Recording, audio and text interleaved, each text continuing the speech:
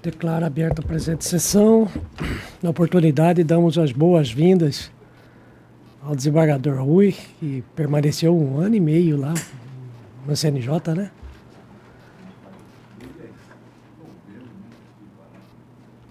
Não, é que você ficou direto mesmo 1 ano, mais ou menos. Setembro, né? É. Nossas boas-vindas, desembargador Rui.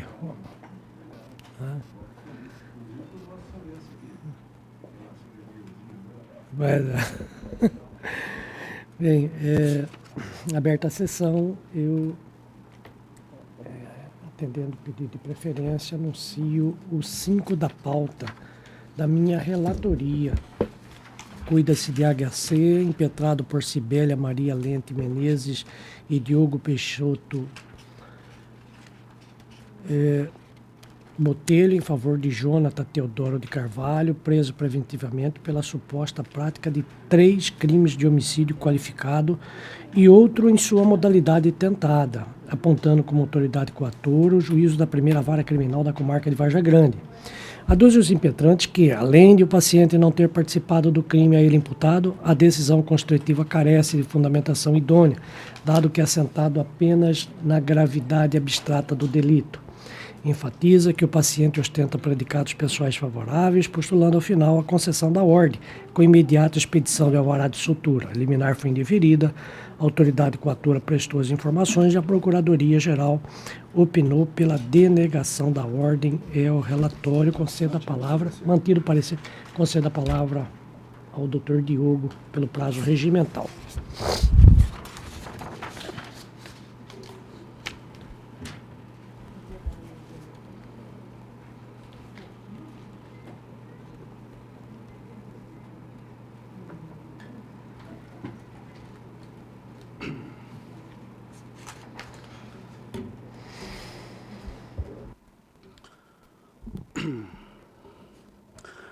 Excelentíssimo desembargador Orlando de Almeida Perry, presidente dessa egrégia Câmara Criminal, doutor Procurador de Justiça, ilustre desembargador Rui Ramos Ribeiro, a quem externo aqui os meus votos de confiança e de bom retorno a esta Câmara Criminal. Meus sinceros cumprimentos. Desembargador Rondon Bacil, meus cumprimentos também. Serventuários da Justiça, oficiais, familiares aqui presentes, que vieram aqui abonar e atestar a legitimidade para que o paciente Jonathan Teodoro de Carvalho possa responder às imputações que lhe são feitas em liberdade. Muito bem. Novamente, cuida-se da Operação Mercenários. Uma operação que aqui nesta Câmara já teve um habeas corpus julgado, placar de 2-1, com um brilhantíssimo voto do desembargador Marcos Machado, e também um brilhante voto elaborado por Vossa Excelência, acompanhado pelo doutor Jorge Tadeu. Aqui cuida-se de Jonathan Teodoro de Carvalho, desembargador Orlando de Almeida Perry. Pois bem, quem é Jonathan Teodoro de Carvalho? Jonathan Teodoro de Carvalho é um rapaz de 27 anos aproximadamente, sempre trabalhou, durante 8 anos trabalhou na Honda Alto Campos, nunca teve qualquer problema ligado à violência. E aí nós fazemos um parêntese. Ele ingressou nas fileiras da Polícia Militar, doutor procurador, em agosto de 2015. No dia 25 de agosto de 2015, ele ingressou nas fileiras da Polícia Militar. Um neófito na polícia, sem qualquer prática, sem qualquer experiência, sem qualquer conchavo. Em agosto de 2015 adentrou, fez o trabalho de policiamento ostensivo, trabalho preparatório, e a partir de novembro, dezembro do ano passado, foi designado para o 25º Batalhão da Polícia Militar, localizado no bairro do Cristo Rei, na Várzea Grande. Pois bem, tempos depois, no dia 26 de abril deste ano, foi incluído pela Polícia Judiciária Civil na chamada Operação Mercenários. Foi decretada sua prisão temporária ao argumento de que participou diretamente do triplo homicídio e uma tentativa de homicídio em face de 4 jovens que estavam localizados numa residência conhecida como ponto de venda de drogas. Em razão disso, foi incluído nesta Operação Mercenários. Jovem, réu primário, sem qualquer experiência na vida da Polícia Militar. E foi incluído nesta Operação Mercenários. Este é o esboço fático. Inicialmente, agora já adentrando no habeas corpus, a defesa sustenta a violação ao devido processo legal do desembargador Rondon Basil. Isso porque é sabido e é importante nós nos voltarmos para a semântica da Constituição. O legislador originário garantiu ao cidadão a ampla defesa. É garantida ao cidadão a ampla defesa e não a ampla acusação. Veja bem, é garantida a ampla defesa. E o legislador derivado, nos últimos anos, vem no esforço legislativo conformando a legislação ordinária ao mandamento constitucional. E isso aconteceu com o advento das reformas do Código de Processo Penal, sobretudo a de 2008, que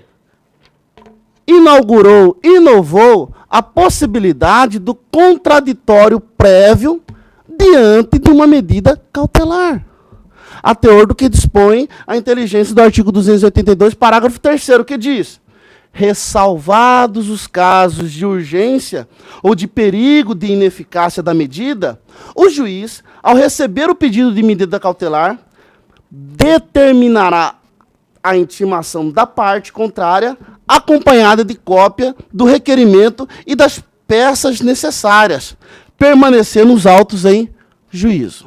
Veja bem, foi decretada sua prisão temporária no dia 26 de abril. No dia 25 de maio, véspera de feriado dos desembargadores, foi prorrogada a sua prisão temporária. Diante deste novo título construtivo judicial, no dia 3 de junho, a defesa protocolou no juízo um pedido de revogação da respectiva prisão temporária, ora prorrogada. Pois bem, antes de analisar o respectivo pedido, o que aconteceu? O juízo, inobservando o mandamento legislativo plasmado no artigo 282, parágrafo 3º, não dando oportunidade do contraditório prévio, simplesmente recebeu a denúncia e decretou o quê? Uma medida mais gravosa. Uma prisão preventiva do ora paciente. Poder-se-ia questionar o seguinte: olha, mas não haveria como facultar o contraditório prévio sob pena de ineficácia da medida cautelar. Mas veja bem, meus senhores, como coloquei no habeas corpus. Ora, o paciente já estava preso por força da decisão da prisão temporária, datada de 25 de maio. Então, tinha plenas condições de a defesa manifestar o contraditório prévio na conformidade do Código de Processo Penal, sobretudo da Constituição, que garante a ampla defesa. Porém, este direito lhe foi negado. Essa negativa do contraditório prévio é muito sensível, por quê? Verifica-se que o juízo de primeiro grau inclina-se de modo sensível para a acusação, desigualando a relação jurídica constituída ali naquele juízo. Não é simplesmente o fato de ter negado o contraditório prévio, é sim verificar que há uma inclinação para a acusação. Poder-se-ia perfeitamente ter garantido o direito ao contraditório prévio. Recentemente, numa decisão monocrática do ministro Dias Toffoli, em que está colacionado no respectivo habeas corpus, assim ponderou: a mera possibilidade de decretação da prisão preventiva, por si só, sem a demonstração da urgência ou do perigo de ineficácia da medida, não autoriza a supressão do contraditório prévio, sob pena de se tornar letra morta a determinação do artigo 282, parágrafo 3º do Código de Processo Penal. Dito de outro modo, não há como se suprimir a faculdade de manifestação prévia da defesa, em face de requerimento de prisão preventiva, ou qualquer outra medida cautelar, com base em mera presunção de fuga ou de frustração dos fins da medida. Isto no embargo de declaração do habeas corpus 133.894 do Distrito Federal. Matéria, decisão recentíssima do Supremo Tribunal Federal. Ou seja, diante de uma medida cautelar mais gravosa, é sim garantido ao destinatário o direito e o exercício do contraditório prévio. Não se pode transformar o artigo 282, parágrafo 3º, em letras mortas. Como disse aqui, sob pena de inclinação para acusação e mácula do devido processo legal.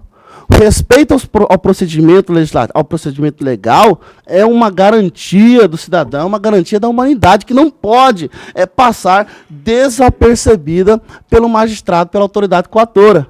E que merece, sim, uma atenção reflexiva dos senhores.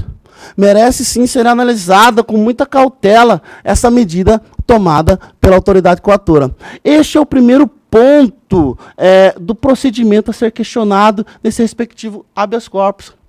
A inobservância do contraditório prévio, doutor desembargador. Passo agora à decisão propriamente dita. Nesta madrugada, refletindo, já ciente de que na mesma situação fática tivemos uma decisão desfavorável, mas consciente, desembargador Orlando Perry, aqui Vossa Excelência, num outro processo que já manifestei acerca de um oficial da Polícia Militar, Vossa Excelência já refluiu do seu entendimento para o fim de se fazer justiça. E nesta tribuna, penso que o senhor tem elementos necessários para garantir, para refletir novamente sobre a situação desses policiais militares que estão envolvidos isoladamente, que não têm qualquer processo criminal diferente dos outros, e que merecem, sim, sob o juízo de proporcionalidade, responder às acusações em liberdade ou com outra medida cautelar diversa da prisão. Tenho plena confiança e aí que eu fui pegar no sono tranquilamente, com essa expectativa. Porque Vossa Excelência realmente já demonstrou aqui comigo, em nossos julgamentos, essa coragem, essa determinação de bem fazer a justiça. Pois bem, a prisão preventiva assenta-se na garantia da aplicação da lei penal, na conveniência da instrução criminal, bem como da garantia da ordem pública.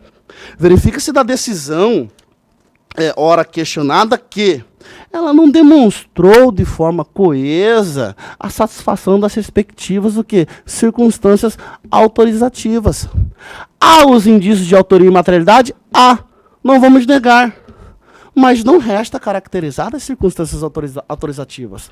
Tanto que o édito constritivo assenta-se basicamente nas elementares do tipo penal imputado no caderno investigativo e na exordial acusatória. E a jurisprudência é remansosa, é pacífica, tanto desta Câmara, quanto do Supremo, quanto do Superior Tribunal de Justiça, que a gravidade abstrata, as elementares ínsita do tipo penal, não são por si só suficientes para o quê? Para a prisão preventiva. Não resta caracterizado. O paciente é réu primário. O paciente possui residência fixa. O paciente não vai se furtar da conveniência da instrução criminal ou mesmo da eventual aplicação da lei penal. Resta, então, a gente passar a refletir, então, acerca da porosa garantia da ordem pública. E aí, não vamos nos contentar que a menção de organização criminosa, de grupo de extermínio, seja suficiente para caracterizar a garantia da ordem pública. Por quê? Não existe argumento, porque nós temos a garantia da presunção de inocência.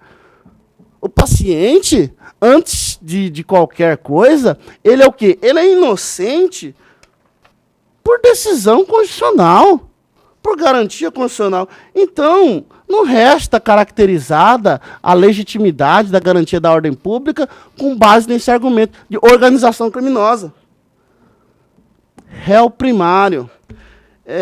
Na decisão proferida no voto visto do desembargador Orlando de Almeida Perry, Vossa Excelência destacou o seguinte aspecto, o seguinte parágrafo. Com efeito, no período de 1º a 15 de maio de 2015, foram registrados no município de Várzea Grande 5 homicídios. E no mesmo período de 2016, o número foi 0. Trecho da decisão proferida no habeas corpus 77613 deste ano, cujo paciente é o Wellington Lopes Rodrigues. Mas, desembargador Orlando Perry, nós juntamos aí, numa simples pesquisa no site de busca Google, verificamos que em 2 de maio, um empresário morre durante a manhã no Jardim Tororó. Fato ocultado pela Polícia Judiciária Civil. E no mesmo dia, no dia 2 de maio, um homem sofre tentativa de homicídio. Tinha um mandado de prisão em aberto, sofre uma tentativa de homicídio. Ou seja, esta constatação, a meu ver, sem nenhuma base, sem nenhum método, sem nenhum critério lançada pela Polícia Judiciária Civil, carece, não resiste diante de uma simples pesquisa no Google. Houve sim homicídios nesse período. E mais, se este argumento for levado a efeito em desfavor do paciente Jonathan Teodoro, ele ingressou na Polícia Militar em agosto do ano passado. São essas as considerações aqui, o tempo é exíguo, para que, primeiramente, seja anulada a decisão por violação ao contraditório prévio. Se isso não for o entendimento de Vossa Excelência, que seja concedida a ordem de soltura, por não restar caracterizadas as circunstâncias autorizativas da prisão cautelar. Ou, verificando, sopesando que há um grave sintoma de desproporcionalidade, seja substituída a segregação cautelar por outras medidas. E aqui eu faço pedido aqui da tribuna, já que não foi feito no habeas corpus, seja substituída a segregação cautelar por outra medida cautelar diversa da prisão, levando-se em consideração as características pessoais de Jonathan Teodoro de Carvalho, que o diferem dos demais. E, por fim, que seja feita a transferência dele para uma unidade especial, seja da Polícia Militar ou para outra unidade especial, para que ele possa, caso não seja concedida a ordem. Com essas considerações que eu encerro a minha sustentação oral. Muito obrigado. Bem, nós já julgamos aqui algumas outras situações envolvendo essa operação Mercenários, que o desembargador Rui talvez deve ter conhecimento, não precisa anotar nada não. Mas se trata de um grupo de extermínio instalado na cidade de Várzea Grande, onde se passaram a executar diversas pessoas, alguns por pagas e outros para eliminação de pessoas consideradas bandidas. Neste caso aqui, nós estamos diante de 3 homicídios. O paciente está sendo acusado de ter participado de uma chacina, a chacina de bairro Cristo Rei, onde aconteceram 3 homicídios qualificados e outro tentado. No meu voto, que é um pouco extenso, eu digo que o juiz decretou a prisão preventiva dos réus, entre os quais o paciente, para garantia da ordem pública, por conveniência da instrução criminal e para aplicação da lei penal. Eu cito inicialmente, transcrevo aqui a decisão do juiz e digo, eu acabo por afastar o decreto da prisão sob o fundamento da necessidade, da garantia da aplicação da lei penal e da instrução criminal. E digo o seguinte, que assiste razão impetrante ao assinalar que a autoridade coatora se absteve de justificar concretamente a necessidade da prisão do paciente para a conveniência da instrução criminal para a futura aplicação da lei penal, porquanto não há nenhum elemento fático que evidencie possível risco de fuga ou de que ele venha ameaçar as testemunhas, causando embaraço em seus depoimentos. Pelo que se infere dos autos, o paciente possui ocupação lícita, família constituída e residência fixa no distrito da culpa, não havendo base empírica a comprovar, nem por indícios, sua intenção de empreender fuga. Some-se a isso que os argumentos empregados pela autoridade coatora, a existência de informações de que os suspeitos causam temor nas possíveis testemunhas ou de que há receio concreto de que em liberdade os réus comprometem a instrução criminal, revelam-se fundamentos inidôneos para justificar a manutenção da prisão cautelar, pois além de serem genéricos, não aponta em relação a qual dos suspeitos ou dos réus está ela a se referir. Há que se individualizar a conduta de cada agente, sendo defesa, autoridade coatora, atribuir indistintamente a todos os réus, de maneira genérica e superficial, possíveis ameaças a testemunhas, que hipoteticamente ensejaria prejuízo à instrução criminal. Em contrapartida, entendo que a prisão foi acertadamente decretada para garantia da ordem pública, não pela gravidade do crime e sua repercussão no mérito social, como salientou o juiz, conforme explicitado pela autoridade coatora, mas sim pela periculosidade concreta do paciente, estampada pelos documentos acostados aos autos. Consoante diga augures, o paciente foi denunciado pela suposta prática dos crimes de tentativa de homicídios qualificados perpetrados em face de Alan Chagas da Silva e homicídios qualificados em face das vítimas Márcio Melo de Souza, Wellington Ormonde Ferreira e Vinícius Silva Miranda, em 13 de abril de 2006, praticados, segundo a peça acusatória, por um possível grupo de extermínio. Apesar do impetrante asseverar que não há indícios suficientes de autoria, certo é que o minucioso e elogiável trabalho de investigação levado a efeito pela Polícia Judiciária Civil concluiu que o paciente não só integrou o grupo, como principalmente teve ele participação ativa na execução, repassando aos demais membros do grupo criminoso todas as informações úteis à execução do crime. E aqui eu transcrevo os trechos da denúncia, onde se descreve a participação do paciente. E diz a denúncia, naquilo que interessa, ela é um pouco longa também, diz o seguinte: aqui ainda uma particularidade pelo contexto, e segundo o próprio Silvério, em seu depoimento, a pessoa de Jonathan, o paciente, se fazia presente, logo ele teve participação ativa na execução, repassando aos demais membros do grupo criminoso todas as informações úteis à execução da vítima, por ser vizinho da pessoa de Edilson Marques, suposta uma vítima a ser executada. Ou seja, com relação ao crime cometido, homicídio cometido contra a pessoa de Edilson Marques, diz a denúncia que ele inclusive morava nas imediações, conhecia a vítima e ele quem repassou para o grupo todas as informações, inclusive do que ele estava vestindo, o horário que ele estava saindo, a moto que ele estava, para a execução da vítima. Diz a denúncia, com relação a esse ponto, diz a denúncia o seguinte: na noite do crime, às 19 horas e 13 minutos, o denunciado Elbert trava um diálogo com um homem desconhecido. Esse homem desconhecido, veremos, a denúncia diz que é o paciente.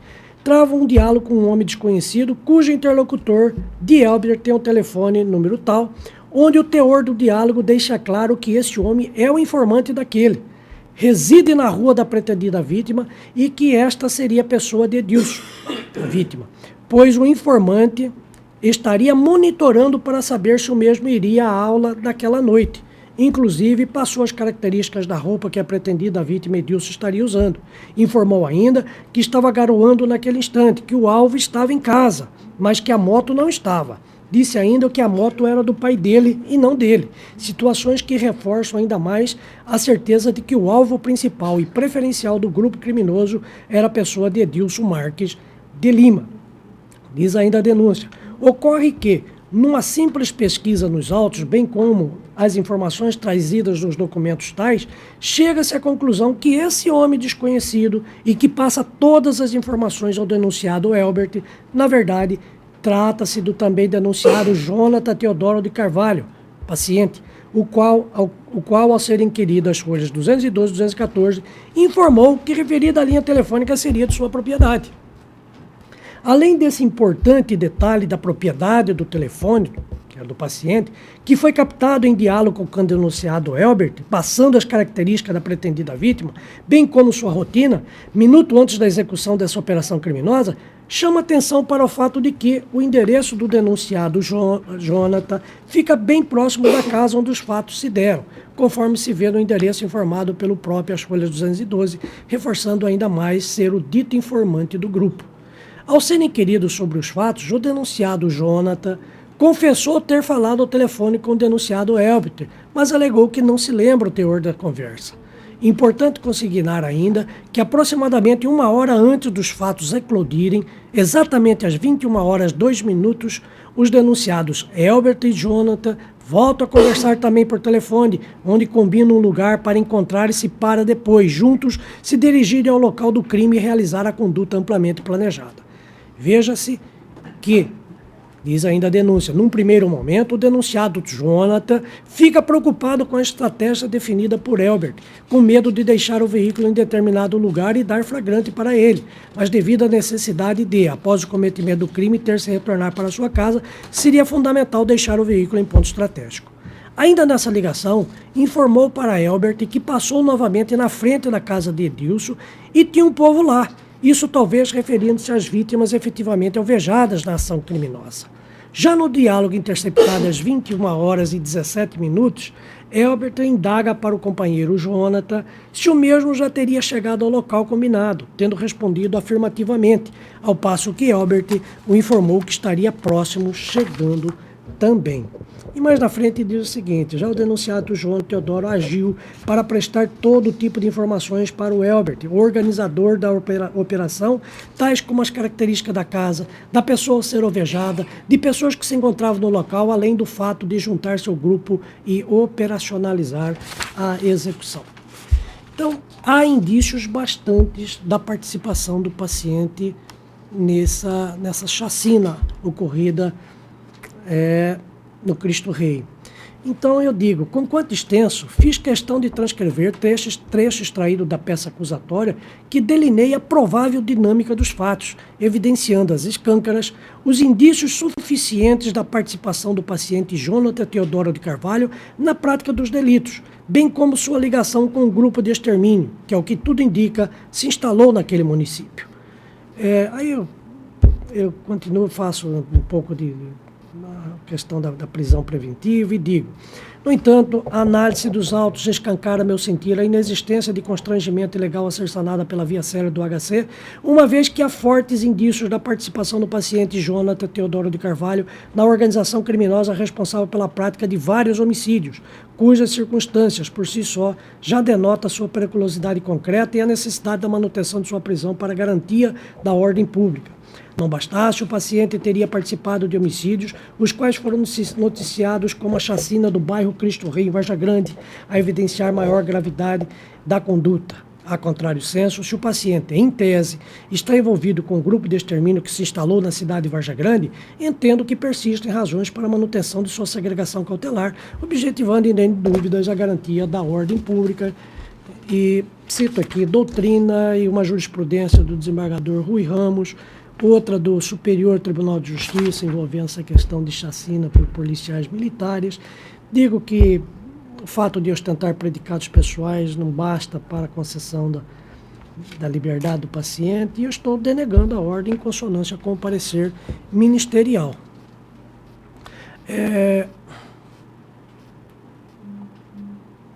Sim. Agora, me chamou a atenção aqui o doutor advogado da tribuna, embora não conste isso, pelo menos não conste esse pedido no HC da transferência dele para da tribuna, né? Nesse particular, inclusive nos antecedentes, nós já deferimos. Eu vou conceder, então, em parte, para constar que o paciente aguarde, seja transferido para uma prisão militar. Desembargador Rui. Divina Vossa Excelência, eu voto você ser normalmente cuidadoso, não poderia deixar de ser diferente. Eu vou acompanhar no ponto da transferência, como Vossa Excelência já deferiu também, mas eu vou pedir vista dos autos até para me inteirar melhor de toda essa situação, dessa operação, porque, como Vossa Excelência sabe, eu estou retornando e eu gostaria até de tomar uma providência. Já que Vossa Excelência, inclusive, denegou a ordem, nenhum prejuízo teria eu pedir vista, não é verdade? Então, eu, por favor, peço vista. Vice-desembargador Rui.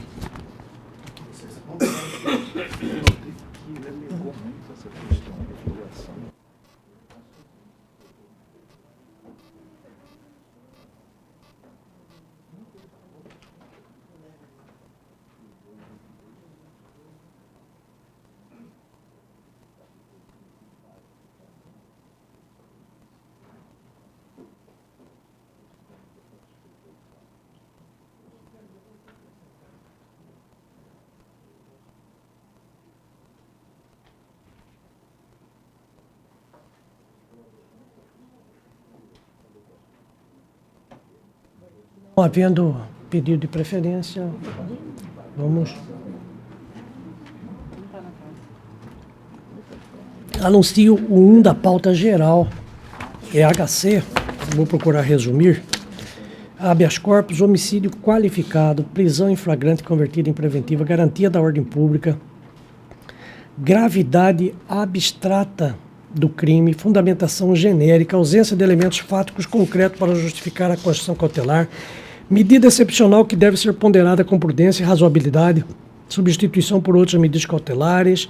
Eu estou concedendo a ordem porque realmente a prisão, o decreto de prisão é genérico. Eu digo que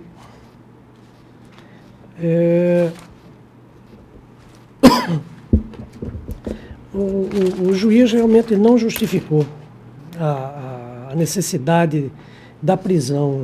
E diz, desse modo, presente a prova da existência do crime, indício suficiente de autoria, a prisão preventiva dos indiciados se mostra necessária para a garantia da ordem pública, a aplicação da lei penal e da instrução criminal. Os indiciados foram presos em flagrante delito pela suposta prática do crime de homicídio qualificado, possibilitando a prisão cautelar. Não obstante as alegações inicialmente trazidas pelo réu, vez que não houve alteração do quadro. Enfim, não há justificativa nenhuma da necessidade da prisão. Eu estou, então, concedendo a ordem mediante imposição de medidas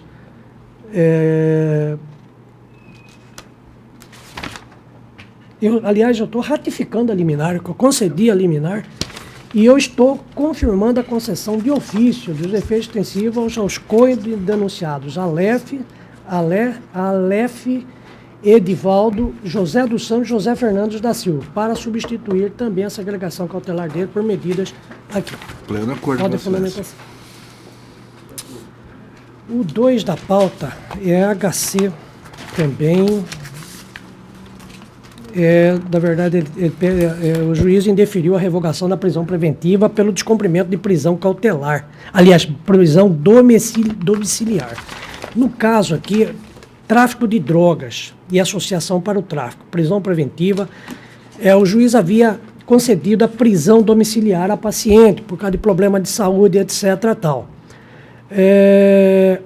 Acontece que foi imposto, além da tornozeleira eletrônica, que ela não poderia sair, e ela foi vista em baile, dançando, teve registro de 33 notificações de deixar descarregar a tornozeleira eletrônica.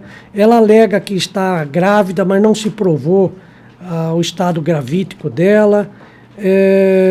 Também não se prova que, mesmo ela estando grávida, não poderia ter uma gestação adequada no estabelecimento prisional. Eu estou, então, denegando a ordem em consonância com o parecer. O 3 da pauta é roubo majorado pelo emprego de arma e concurso de agentes. Está se negando a autoria no HC, que não é possível analisar, em sede de habeas corpus. O paciente foi reconhecido, indícios existe bastante, tanto que o paciente foi reconhecido pelas vítimas na fase inquisitiva. A decisão está fundada na garantia da ordem pública em razão da reiteração delitiva do paciente. Inclusive, ele estava cumprindo o executivo de pena quando cometeu esse novo delito, de modo que eu estou denegando a ordem em consonância com o parecer.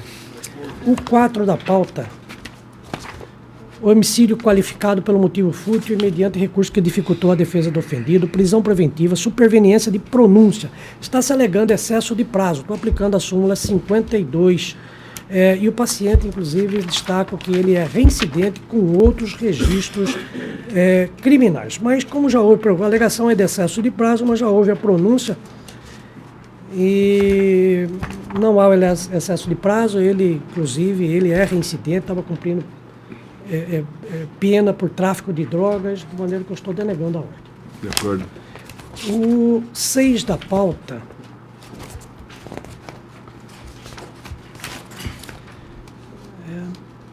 assim, este caso aqui é da operação Poeira Branca, desencadeada lá em Araputanga. Inclusive,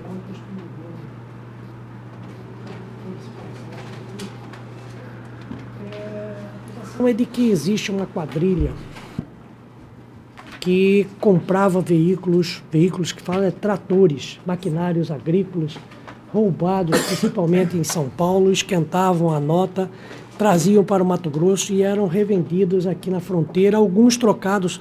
A acusação é de que se trocava esses veículos roubados por drogas que eram levados para São Paulo, etc. e tal. Neste caso desse paciente, eu já tenho observado o seguinte, pelo que eu li ontem do processo, de um dos processos, que são vários, parece que são 19 réus, há um certo exagero por parte do Ministério Público, não precisa notar nada disso, não. Na denúncia, acho que me parece que há também equívoco na capitulação, que nem todos ali me parece que estão envolvidos com a traficância. Neste caso aqui, do Cleito Vaz de Teixeira, há indícios bastantes de que ele transportou drogas para São Paulo.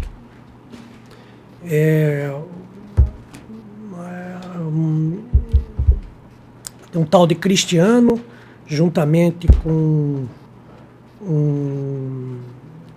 acho que Mauro. Esse Mauro foi na casa do Cleito, esse Cleito é caminhoneiro, entregou provavelmente 5 quilos de cocaína, ele colocou no caminhão e combinou de entregar para esse Cristiano lá em São Paulo. Inclusive, eles marcavam um horário, estou chegando no posto, que as interceptações demonstravam isso. Então, nesta situação aqui do Cleito, há indícios bastante realmente de que ele, pelo menos uma vez, ele transportou drogas levando para o estado de São Paulo. Eu estou acompanhando o parecer ministerial e denegando a ordem em relação ao Cleito. Desembargador Rui?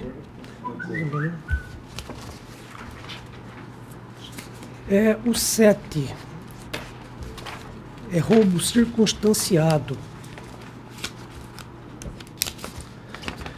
Roubo circunstanciado preliminar de não conhecimento suscitado pela Procuradoria, falta de prova pré-constituída. Eu estou rejeitando porque a autoridade coatora acabou por trazer os documentos que interessavam para o conhecimento da ordem. A alegação é de excesso de prazo para a formação da culpa, constrangimento ilegal não configurado, inexistência de ofensa ao princípio da razoabilidade, paciente não reconhecido em juízo pelas vítimas como autor do delito, ausência de indício suficiente de autoria, ordem denegada em dissonância com o parecer ministerial, que opinou pelo não conhecimento da ação com substituição de ofício da prisão preventiva por outras medidas cautelares. Nesse caso aqui, deixa eu lembrar a mão. A preliminar eu estou afastando, né? O mérito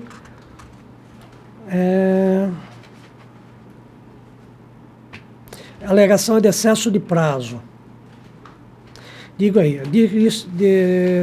conquanto não se revele crível consentir que a prisão cautelar se estende justificadamente por tempo desproporcional, dado seu caráter excepcional, dispensável que a análise se dê mais cautela de à luz das circunstâncias tenentes e quase concretos, sua peculiar...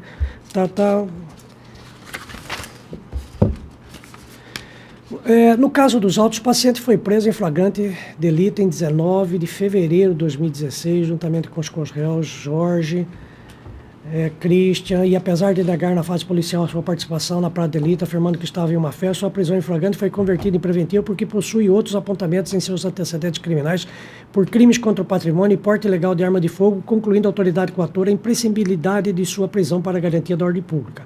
Conquanto o paciente esteja segregado há aproximadamente 5 meses, e sem olvidar que a audiência de instrução e julgamento foi designada para dia 14 de setembro, em face da inexistência de partes na oitiva de testemunhas faltantes, não visualizo nesta quadra processual mocionado excesso de prazo para a formação da culpa. Em contrapartida, um detalhe contido na ata de audiência realizada em 6 de setembro de 2006 despertou minha atenção. Segundo consignado pelo magistrado que presidiu o ato, as vítimas, ao serem ouvidas em juízo, não reconheceram o paciente Wellington Fagundes de Amigo como um dos autores do delito perpetrado, mas tão somente apontaram a participação dos outros 2 corréus. Causa-me estranheza e até certo ponto perplexidade, o comportamento da defesa do paciente ao não postular naquele instante o pedido de revogação da prisão preventiva, ou mesmo sua substituição por outras medidas cautelares diversas. No mesmo sentido, não se patenteia razoável a atitude da autoridade coatora, que mesmo diante do não reconhecimento formal do paciente Wellington Figueiredo de Amigo, manteve a custódia cautelar. Talvez, e aqui se cuida apenas de mera conjectura, preferiu a autoridade coatora, assim como o defensor do paciente, aguardar o desfecho do HC impetrado, que estava na iminência de ser levado a julgamento. De todo modo, este fato, qual seja, não reconhecimento em juízo do paciente como um dos autores do delito perpetrado, autoriza a afastar, pelo menos por hora, os indícios suficientes de autoria, permitindo, assim, a meu sentir, a substituição da prisão preventiva por outras medidas cautelares, que, aliás, é a regra esculpida, tal. Então, eu digo aqui que é o princípio da intervenção da mínima, e eu estou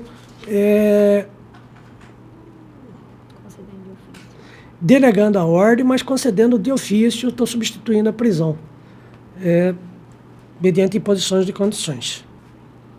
Desembargador Rui?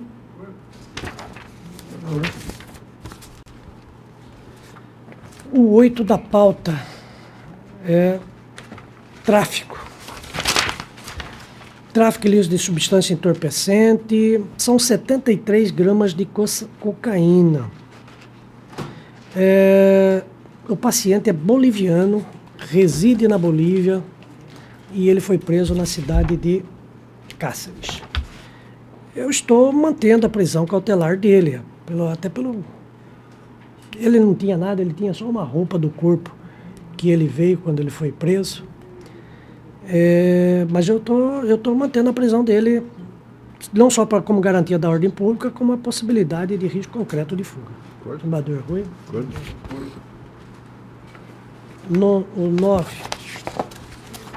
9 é roubo majorado, prisão preventiva, garantia da ordem pública, gravidade concreta, modus operandi.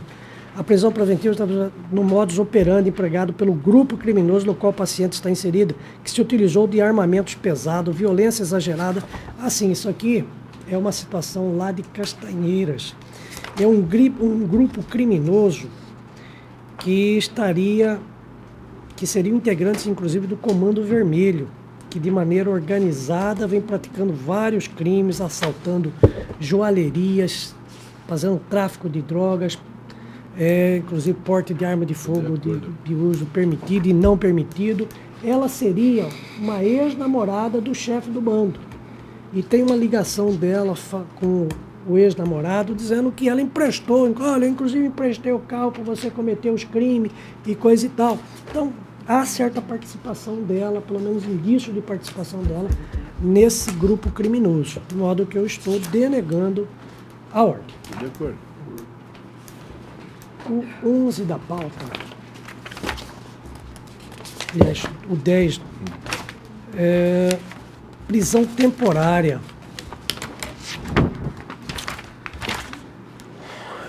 Foi julgado um HC anteriormente, onde nós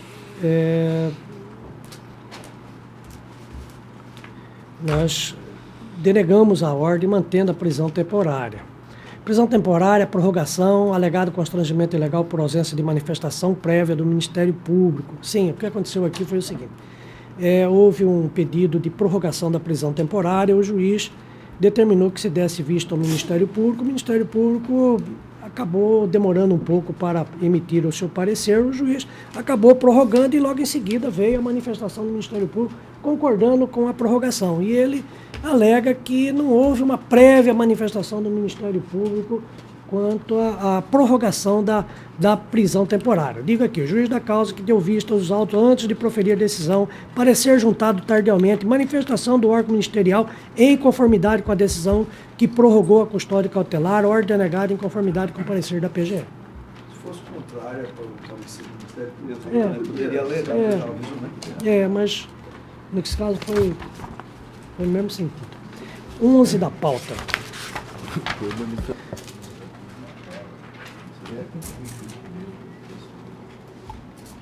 Homicídio tentado no âmbito familiar.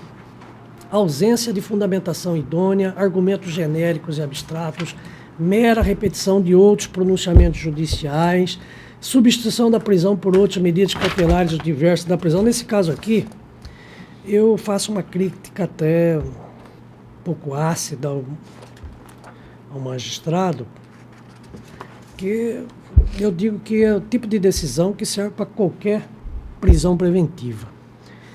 Inclusive, trago aqui, possivelmente, uma parte dessa fundamentação foi obtida até da internet, com outras, cito trechos da internet que tem o mesmo teor. Faço uma crítica aqui ao magistrado, que realmente é uma receita que eu costumo chamar de aquelas decisões receita de bolo. Eu estou concedendo, em parte, a ordem para substituição à prisão preventiva por medidas cautelares. Eu, inclusive, estou mandando fotocópia para a corregedoria, para conhecimento de providências que reputar necessárias. Tá, eu sei, mas nesse caso aqui não... Veja só, nesse caso aqui, deixa eu ver se é essa a situação aqui, que inclusive ele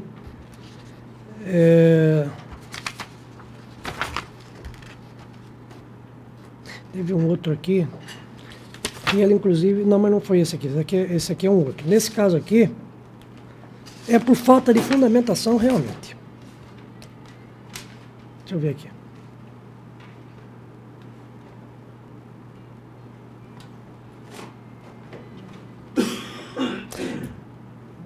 Nesse caso, aqui, a própria vítima, quando ela prestou depoimento, ela diz que ele entrou com o capacete, bateu na cabeça da vítima, deu muitos tapas e socos por toda a parte do corpo, que ele estava com uma faca, deveriu 2 golpes, ele acertou, questão de ciúme, região no seio e no ombro, que ela não tem dúvidas que ele queria matá-la, mas por saber que ele lhe ama, disse ela, e também por ser uma pessoa calma, conseguiu acalmá-lo, mostrando os machucados e hematoma que ele havia provocado. Ele implorou que ela levasse ao hospital. E nesse caso ele levou ela para o hospital.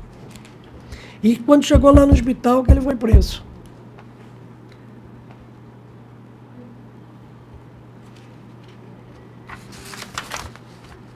O problema, né? Porque a mulher muitas vezes acha que tem esse poder todo, né? De conseguir recompor a pessoa ali em todas as situações, né? Recompõe numa, ele desiste, e aí acontece uma outra, ela acha que vai conseguir o mesmo sucesso, e o que a gente tem visto é o contrário. Mas, como Vossa Excelência disse, aí eu quero que fique registrado, se não há mínima fundamentação, Não há. né? Eu sou obrigado a também... Aqui, o que tem de mais expressivo na fundamentação é isso aqui. O que tem de mais expressivo. O periculo libertatis é previsto no artigo 312 nas causas que ensejam a decretação da medida, quais sejam garantia da ordem pública, da ordem econômica, por conveniência da instituição criminal ou para assegurar a aplicação da lei penal. No presente caso, há necessidade da prisão processual do acusado para o resguardo da ordem pública. Delitos desses jaez trazem risco à ordem pública, difundindo sentimento geral de medo e insegurança, reclamando resposta estatal proporcional à gravidade. Sob este prisma, a liberdade da indiciada, fala até indiciada, você vê que eu faço até essa crítica aqui, porque é cópia. Né? Na verdade é indiciado, representa fator de desestabilização social e contribui para o descrédito da justiça. Friso, ainda não haver dúvidas que a conduta narrada na exordial, não tinha nem denúncia, seja indicativo da periculosidade do réu. Tal fato, a nosso sentir, demonstra desprezo pelas normas de convívio social e a periculosidade concreta do mesmo, sendo a manutenção da prisão preventiva necessária para resguardar a ordem pública. Isso é o que tem de mais substancioso no decreto de prisão. Então, eu estou concedendo a é o tipo da coisa difícil, eu estou de acordo, mas isso aí se é desse modo, houve até uma desistência de continuar, né? Quando ele aceitou as ponderações da vítima, ela poderia dar uma continuidade, né? O fato, né? Se é isso aí mesmo, né? É isso. Tá. Mas eu acho que é outro caso que ele levou. Aí ele foi preso lá no hospital. Mas isso aqui é por falta de fundamentação do filho. Ele apagou, a mulher disse que ele apagou, nós estamos nos casos, não levou ao hospital. O outro que eu vou trazer aqui agora, que ele levou ao hospital. Tá, mas aí nesse aí ele concedeu. E Vossa Excelência está concedendo com algumas imposições, com alternativa, né? Estou de acordo com você nessa.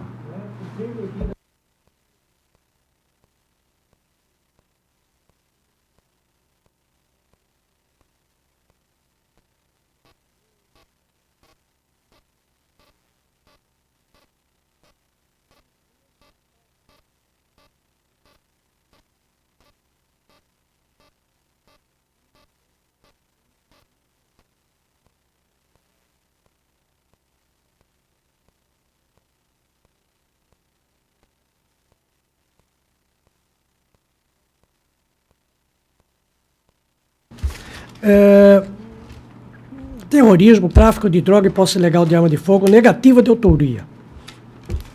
Eu estou afastando essa questão, a garantia da ordem pública, probabilidade de reiteração do fato delituoso, paciente que tem ligações com o Comando Vermelho. Inclusive, quem denunciou essa ligação dele com o Comando Viver foi a convivente dele. Ele responde por crimes de violência doméstica, homicídios, roubo majorado e é condenado por tráfico. Estou denegando a ordem, de acordo com o parecer ministerial. O 13 da pauta é roubo duplamente qualificado, preliminar de não conhecimento suscitado pela Procuradoria, ausência de prova pré-constituída. Estou rejeitando, foi pelas informações da autoridade comatora, excesso de prazo na formação da culpa, inocorrência, regular trâmite da ação penal, ausência de elastério indivíduo, retardamento causado pelo Poder Judiciário, proximidade do encerramento da instrução criminal. Inclusive, ela está marcada agora para julho, a instrução criminal, deixa eu ver, para o dia 27 de julho. Então, até pela proximidade, eu estou denegando a ordem fundada no excesso de prazo. O 14 é roubo circunstanciado e tentado. Associação criminosa, corrupção de menor, alega-se ausência de prova quanto à materialidade delitiva, impossibilidade, matéria que exige incursão no acervo fato probatório, ofensa à proporcionalidade da pena, inocorrência, circunstâncias que evidenciam a adequação da medida alegada, ausência de requisito, artigo 312, prisão fundamentada na garantia da ordem pública para assegurar a aplicação da lei penal, probabilidade de reiteração delitiva demonstrada em relação a 2 pacientes, aplicação de medidas cautelares diversas da prisão somente... nessa situação são 3 réus. 2 têm antecedentes criminais, inclusive por roubos. O outro não tem nada. Então, eu estou, nesta situação, conhecendo a impetração, denegando a ordem aos pacientes Jean Carlos Medina e Luiz Augusto de Souza e concedo ao paciente Anderson, mediante o cumprimento de medidas alternativas. Senador Rui? De acordo. O 15 da pauta, liberdade provisória ao paciente mediante pagamento de fiança. Ele é servente de pedreiro, trabalha como meia colher. Inicialmente foi fixado o valor de R$ 1.760 como fiança, baixou para 880. Ele já estava na impetração 34 dias, porque ele não tinha condições de pagar os 800 fixados. Eu deferia liminar. E o parecer era pela concessão da ordem, e eu estou concedendo a ordem, ratificando a liminar. Tudo de acordo.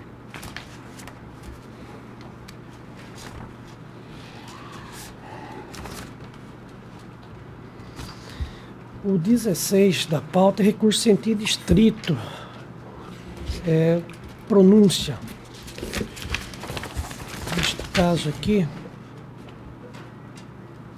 Sim.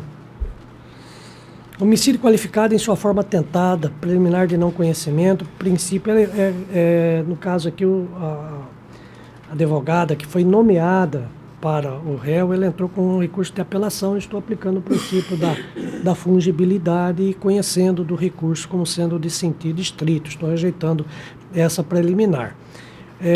Alega-se legítima defesa e desclassificação para o delito de lesões corporais, mas existe dúvida razoável. Então, diante do princípio do indúbio para a sociedade, eu estou mantendo a sentença de pronúncia. Ele entrou, a questão de ciúme também. Ela estava com o namorado dela, ele entrou e tentou esfaquear o namorado correu, ela estava sentada e ele deu 2 facadas nela, inclusive, e ela está com problema de locomoção das pernas. Então eu estou mantendo a sentença de pronúncia com as qualificadoras. Tudo de acordo. O 17 é de... Vamos só.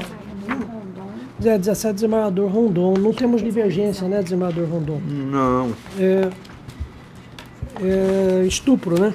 O estupro mediante violência presumida. Isso. Houve sentença absolutória, o recurso é do Ministério Público. Pede Sim. a condenação. Isso. Que eu estou entendendo procedente. Isso. O pedido, porque é vítima com 11 anos de idade, à época Sim. dos fatos. Sim. Namoro, viu, desembargador? A alegação de presunção de inocência, que eu acho que não convence, a relevância do consentimento da vítima e da seriedade do relacionamento amoroso. Cito precedentes dos tribunais superiores e estou provendo isso de acordo com o parecer. Meu voto é no mesmo sentido. Está provendo, Do Ministério Público. Apelou, foi Pra condenar. absolvido e procurou. É. Então estou de acordo. Dando uma pena aqui de 8 anos.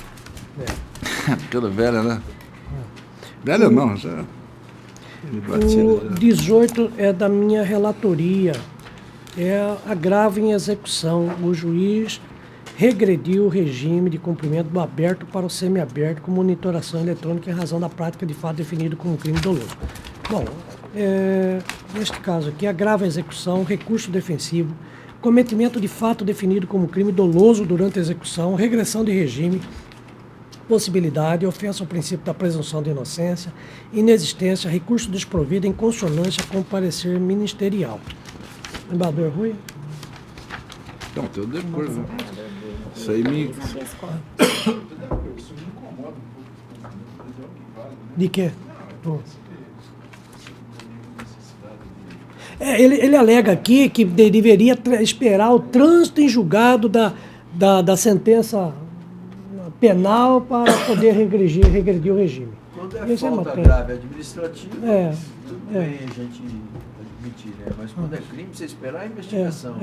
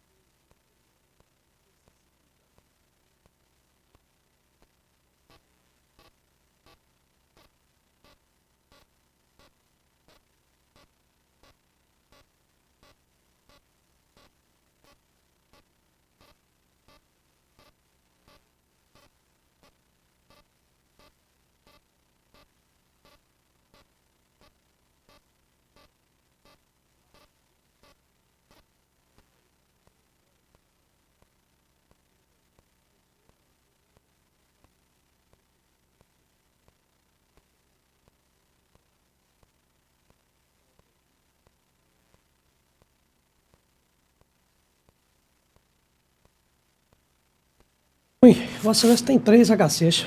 Tem um da pauta complementar. Um da pauta complementar. O paciente... É o 94, 93 ou 91? 91? 91090. 91090? Olha, esse aqui é um caso também da denominada violência doméstica lá. Né, são pessoas que viveram junto, se separam, aí há uma insatisfação por parte do fulano, o fulano traz ela de volta, leva ela à força, ela quer sair, ele dá uns tapas nela, ela quer sair, ele traz de volta para dentro de casa, dá uma sarrafada, um sarrafo mesmo, no braço, uma lesão leve.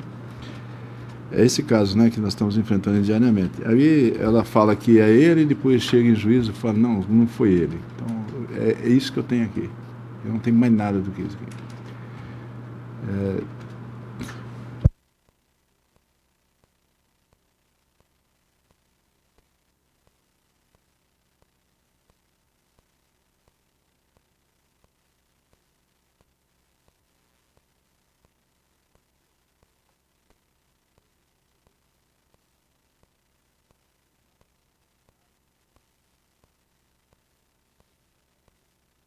De não aproximação, né? Tem que avisá-la antecipadamente, né? É isso. Se é pelo número, então agora é o 93, né? 27. Esse aqui, o parecer, inclusive, é pela concessão, mas olha a situação dos fatos disso aqui. Faz 9 anos que a prisão preventiva está decretada. E ele foi encontrado lá em Maracaju. E aí disse que ele mudou para lá, mas não tentou fugir, e ele entrou lá no INSS pedindo um auxílio-doença, declarou seu endereço, e que isso, tem uma testemunha que tinha falado que parece que ele tinha voltado lá para Maracaju, mas acontece que ele praticou o fato e zarpou, não deixou notícia nenhuma. Então estou mantendo a prisão, é um homicídio, tem 9 anos de mandado de prisão, encontraram ele lá agora. Estou mantendo a prisão dele. Esse daqui, o 94.860/2016, eu também estou denegando a ordem aqui, o parecer nesse mesmo sentido, né? Eu também estou denegando a ordem. Isso aqui ele aponta uma nulidade que não existe. O processo, na verdade, ele aponta uma nulidade do processo porque o recebimento da denúncia não haveria sido devidamente fundamentado. O juiz fundamentou, disse que estava nos termos do 41, portanto não encontrava implicitamente, não encontrava nenhuma causa excludente de ilicitude ou de uma dirimente, e a defesa preliminar dele é explicitamente feita pela Defensoria da seguinte forma, que não vai delinear os traços por uma estratégia defensiva, etc, etc. E agora ele reclama que, lá com as alegações, inclusive oferecidas, no final do processo, alega que a decisão que recebeu a denúncia não foi mais robusta. Mas nem ele apresentou na defesa preliminar dele qualquer segmento, ele disse simplesmente que não ia delinear por razões de estratégia defensiva. O juiz, então, se limitou à análise mais formal dos pressupostos, né, dos requisitos da denúncia, entendendo que ali estava suficiente demonstrada a realidade delitiva e os indícios suficientes de autoria. E, portanto, não haveria causa nenhuma para que ele anormalmente encerrasse o processo. Olha, ele não precisaria fazer mais nada mesmo, até porque essa decisão não pode ser uma decisão do fôlego que se quer, muito menos quando a própria defesa se manifesta expressamente dizendo que não teria nada a alegar naquele momento por estratégia defensiva. Então, realmente, eu afastei esse tipo de nulidade. A denúncia foi recebida de uma forma adequada.